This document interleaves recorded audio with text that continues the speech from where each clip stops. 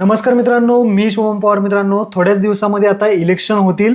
तुमची मतदार स्लिप तुम्ही तुमच्या मोबाईलमधून काढू शकता, डाउनलोड करू शकता. मतदार स्लिप तुमची मोबाईलमधून कशी काढायची या व्हिडिओमध्ये तुम्हाला सांगणार आहे. व्हिडिओ नक्की शेवटपर्यंत पहा. चॅनलवरती पहिल्यांदा आला असाल चॅनलला सबस्क्राईब करून ठेवा. अशाच महत्त्वपूर्ण व्हिडिओज तुम्हाला मिळत राहतात. तर चला मित्रांनो, व्हिडिओ सुरू करूयात.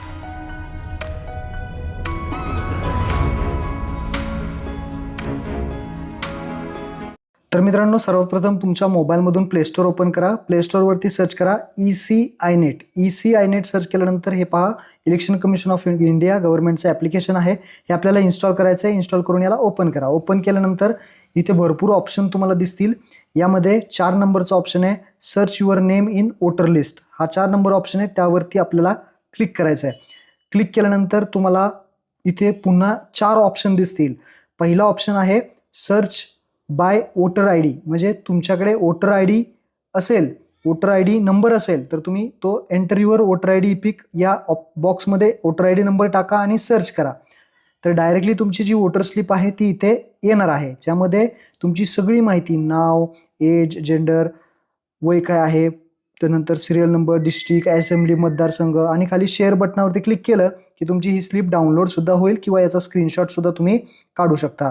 तर वोटर आय डी नंबर टाकून अशा पद्धतीने पहिली ही पद्धत आहे. जर तुमच्याकडे वोटर आय डी नंबर नसेल तर दुसरा ऑप्शन आहे, ज्यामध्ये तुम्ही सर्च बाय डिटेल्स हा ऑप्शन सिलेक्ट करा आणि तुमची माहिती टाकून, तुमचं नाव, आडनाव, तुमचं वय काय आहे, ही सगळी माहिती टाकून तुम्ही सर्च केलं की डायरेक्टली तुमची वोटर स्लिपसुद्धा काढू शकता. हा दुसरा ऑप्शन आहे, ज्यामध्ये स्टेट, डिस्ट्रिक्ट, मतदारसंघ वगैरे तुम्हाला विचारला जाईल. तर अशा पद्धतीने तुम्ही ही माहिती टाकून घ्या आणि सर्च करा. जर नाही सापडलं तर पुन्हा ही माहिती थोडीफार चेंज करून तुम्ही सर्च करून घ्या. तर मी इथं माहिती टाकून घेतो. आता याच्यातनं बघा कसं निघतंय ते.